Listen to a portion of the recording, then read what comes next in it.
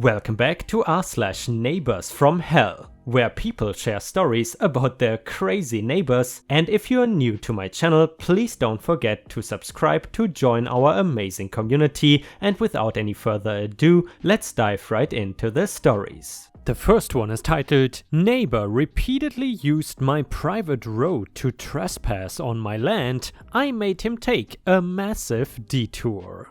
I live in a nice countryside community where the houses are extremely far apart. I mean, I would have to drive about 5 or so minutes before I even saw my next door neighbor. That is how it was when I first bought the house about 5 years ago with my wife anyway. About a year ago or so, the population in the city started growing as more neighborhoods and communities were being developed. This meant that my neighborhood began developing more as well. At first I really did not mind. I mean, my house was on a pretty huge property and I had my own little private road leading up to my house, so I assumed there would be no problems. The next door property was just a couple of feet from mine. It had a fence, so I was able to tell where the property lines were located, and the houses were spaced pretty far apart. Although I liked the secludedness and quietness of my neighborhood, I also did not think it would change much since we were in the countryside and houses were not right up against each other like in the city. When construction was done, there were 6 to 8 houses near my property, also laid out on their own big pieces of property. Shortly after people started moving in, I was quite surprised at how quickly they moved in. I noticed that people began using my little road as a shortcut to get on/off the main road. I also noticed that some of the neighborhood kids were using my field to play in. I really didn't mind. Most of the neighbors seemed nice and the kids were pretty respectful of my property. People also did not take advantage of this, and the road was far away enough from my house that it is not like it was damaging my house or property. However, that quickly started changing. There was one neighbor in particular who was starting to cause problems. Not only would he consistently use my little road, sometimes I would catch him just straight up driving across the field on my property. I didn't have anything growing there, nor did I have fences, but that is really not the point. This guy and his family also had large parties pretty frequently, and that only amped up in the summer. His guests would drive across my property, use my little road, and in the mornings there would be trash littered all over. We had tried putting up no trespassing signs and no entry signs, but my neighbor ignored them and we would still catch him driving over my property line or across my field.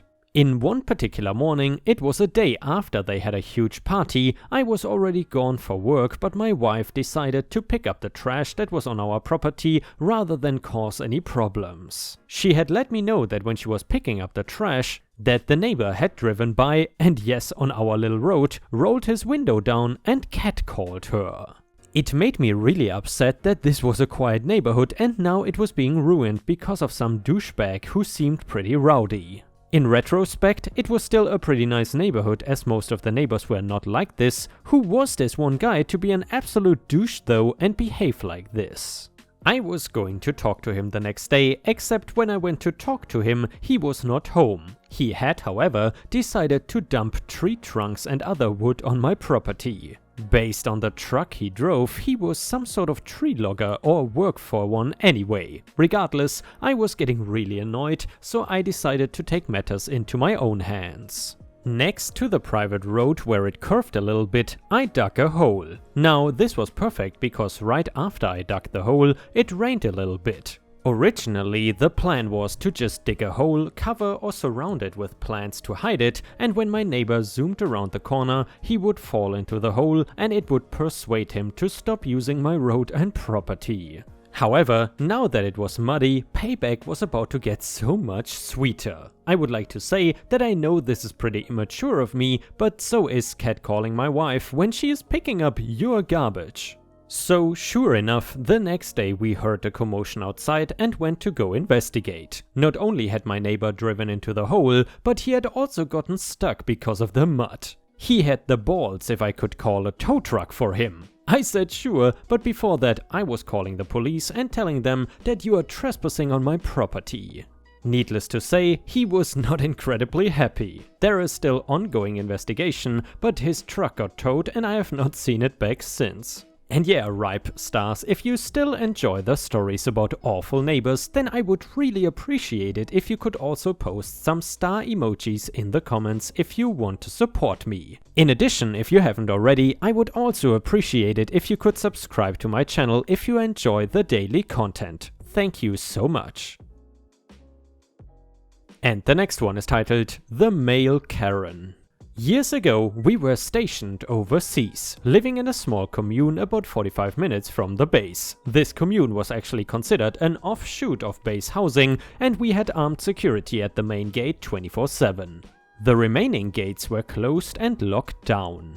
I ran a childcare out of my home 5 days a week, 6 AM to 5 PM. If the weather was good, I would take the kids outside to play. I scrounged up some used little Tykes play equipment and other toys along with sidewalk chalk.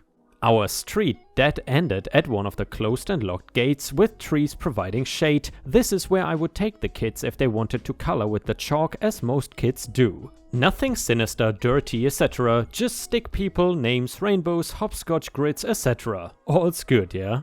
But no, once a month we would have town hall meetings where the top E8 of the base would come listen to our concerns and gripes. Or is it grips? I'm not sure. Anyway, Ken and Karen were two of the most sour people in our commune. They had contracted with me to watch their kids, but when I could not take their son outside without their permission, I broke the contract. If the weather was inclement, I could see not going outside. But on a sunny day in the 70s and up, what the hell? If I kept him inside, I had to keep everyone inside. That was not fair, so I broke the contract, as was my right. The very next town hall, Ken got up and ranted about the chalk drawings on the road, how they were a nuisance and distraction to drivers. I was just floored. Ken and his family lived on the main drag, 3 houses in from the main gate, the only one open to any and all visitors. There was no need for him to drive past my house on a side street past his place, as he would run into the closed gate and have to turn around. I'm just sitting there stunned when the E8 asked if this was a through street and were the kids in danger. Then I popped up and explained it was my daycare kids doing the chalk drawings, stated my street was a dead end with a closed gate and the kids did not draw past my drive, that in fact our neighbors would bring their kids out and we would sit and watch them all playing together. Giving them drinks and snacks, and we always picked up our trash, brought in toys and chairs, all in all about a dozen kids or so daily. The E8 looked at Ken and asked him if this was true. Ken would not answer. One of my neighbors stood up and backed up my story, saying no one, absolutely no one on our street had a problem with the chalk drawing. The E8 said we were fine as long as there was an adult watching them. Who cared? In fact, he thought it was a great way to get kids outside in the fresh air. The town hall ended shortly thereafter, so we all went home happy. Except for Ken and Karen. There are more stories to share about them if you want. The next one is titled My Neighbor Karen. So, I have a fun story where I have officially wrangled the Karen to work for me and not against me. Regardless of the hysterics behind the whole Karen movement, these aggressively offended people can have some real effect on our day-to-day lives. Entertaining effects all the way, but sometimes some very real negative ones too. I live in an older neighborhood where most of the homeowners have been here for 15 plus years. It's a great place, super small and comfy, quiet and safe, everyone is polite and waves. All around ideal. I have 2 smaller boys who have a dog they bring with them occasionally from their dads. Shortly after I moved in, I started getting complaints from my landlord, asking me if I was throwing parties or if I had animals or if I was arguing. Let me clarify, I live with my boys, we are quiet home buddies unless I am traveling for work, and all these questions and complaints from my landlord were coming in on weeks I was not even in town half the time. Come to find out, my neighbor who is behind me and whose name is actually Karen, ironically enough. I was texting my landlord all throughout the week complaining about how noisy all my parties were. The thing is, I have not even had a housewarming get-together here, so in true petty passive-aggressive behavior, I started announcing every time my children and I were in our backyard, saying things like, "Be quiet kids, I know we are in our backyard, but the behind-the-way neighbor is not above complaining on children apparently." Suddenly, the complaints stopped. Shocking, a month or two went by without complaints.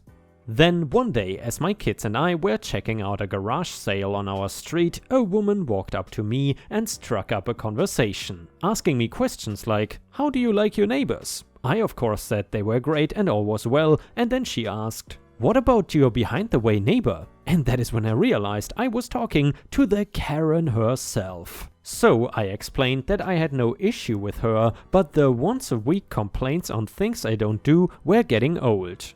She started getting upset until I said, "I'll tell you what, let me give you my number, and if there are loud noises you don't like, I can then let you know it is not me." That's all it took.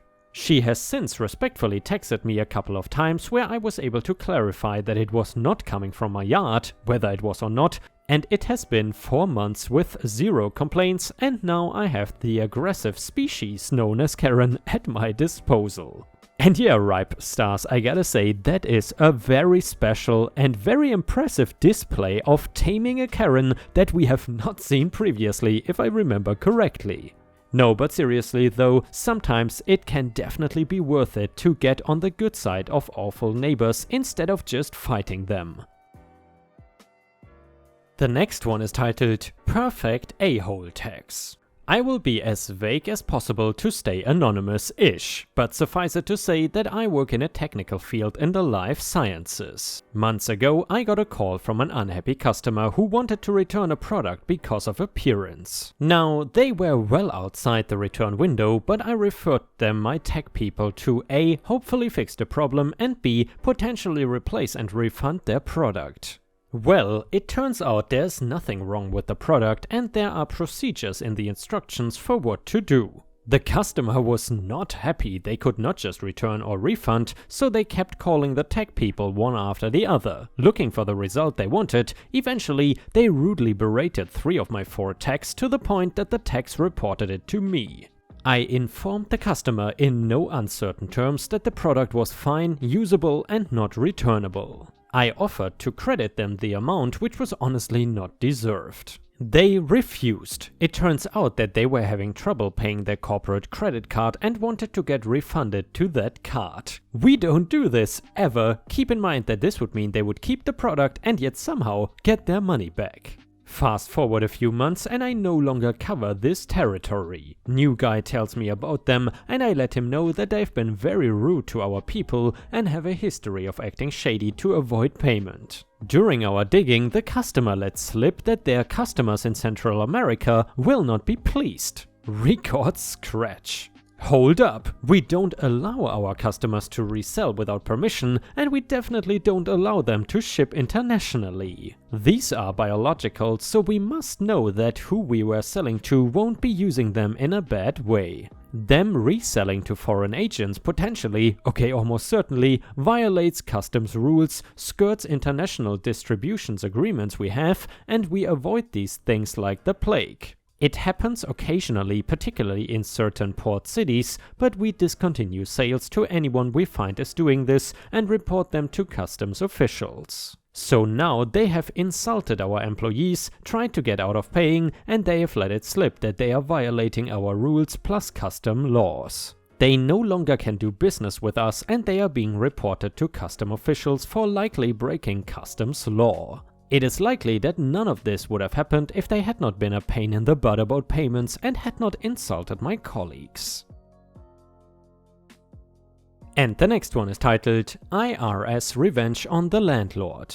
I found this guy on Craigslist a few years ago. I like renting condos from private owners as opposed to renting apartments. Typically by renting a condo, it is safer, you have more caring residents, you get to have a luxury apartment style home with all the amenities, and you can negotiate pricing, etc. I am an excellent tenant and anyone who I have rented from will tell you that. I paid a $1,000 deposit to move into this guy's condo. I was on a year lease. He lives in another state, but we were on the same time zone. On month 8 of my lease, I came home to a door that would not open. I could not get the door unlocked. I had 2 keys on me. As much as I tried to turn them, I could not. One of the keys even broke in the lock. I waited 2 hours. I called, texted and emailed my landlord and he didn't pick up.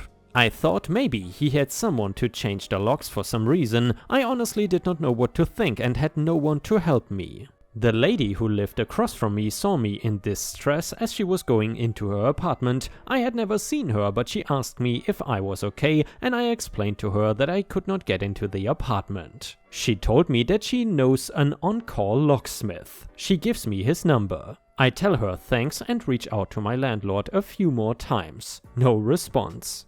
I had no choice but to call the locksmith, plus I had to really pee. The locksmith arrives and could not get the door unlocked with my key. He says he can replace the lock for like $100. I told him I was renting a condo and could not get in touch with the owner and did not know when would be the next time I could get in touch with him. After he took the lock off, he told me it was faulty, so he replaced the lock. I told the landlord this via email and text and voicemail and told him that I could send him copies of the keys if he wanted.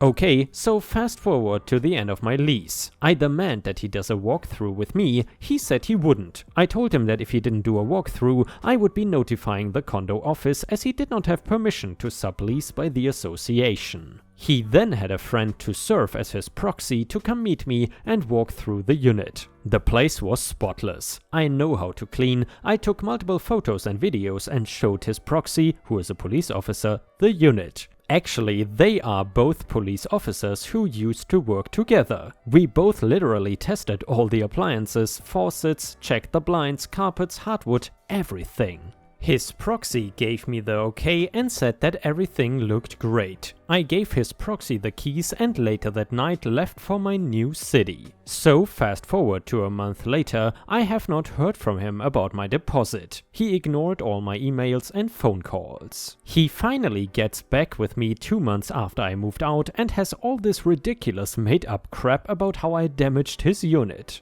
Broken blinds, scratches on the hardwood floor. He made it seem like I damaged his door by getting the lock replaced. He said there were scratches on the outside of his door, rust here and there, broken dishwasher, broken sink, etc. Also he said the oven was broken, the broken dryer, etc. Shake my head, it was all lies. I would never leave a unit in that condition. He sent me an itemized list of all the charges that magically came out to be $1,000, which was the same as my deposit. He was always planning to keep my money. He wanted that money to either ball on it or upgrade his condo. I hated him. I decided I was not going to go to court because I had moved to a different state and live alone, but I thought of something. He rented to me under the table and likely did not claim my rent payments as earned income. I had all my wire transfers on my bank statement. I had his routing and account number and a copy of his driver's license as we agreed to swap IDs when I signed the lease to make sure I was not getting scammed. I found his out-of-state address online, gathered all my bank statements, gathered his bank account numbers and made a report with the IRS. About a few years later, I check up on things and that bastard lost his condo and lost everything he owned in bankruptcy. I paid for and downloaded his court records and saw proof that he lost everything including his condo and cars and had his bank account seized. I'm not sure if he went to jail or anything, but I'm so glad that karma got him. He stole money from me that I gave him to rent a condo, and he ends up losing that same condo to bankruptcy. And yeah, right, Stars, one big issue in Thailand is that sometimes in your garden you have dangerous predators like this one. Oh. Predators with their little necklace or whatever it's called. Oh, I think she's like hunting for some kind of insect or something. What are you doing, Disney? Wanna walk with the plants? By the way, guys, have you ever used artificial turf or grass or whatever it's called? Did you have good experiences with it or bad experiences? I gotta say, this one we bought is kind of okay. It was like, I would say like middle price class or something. Definitely not the most expensive, but it kind of dries quickly, but I would not say I'm like 100% satisfied. I guess it's okay for now, and we still have to cut this off. I was just too lazy to do it so far. And yeah, the dangerous Thailand predators in the wild. But yeah, I gotta say, sometimes cats are really good for finding or hunting insects. Like sometimes when I did not close this door correctly, there were like these little flies or whatever in my room, and I did not even notice them. And yeah, Disney found them for me, and then I could take care of it. Right, Disney? Very good, Disney.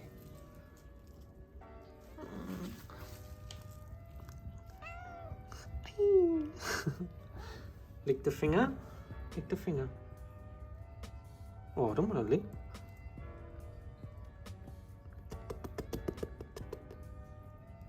Tastes good.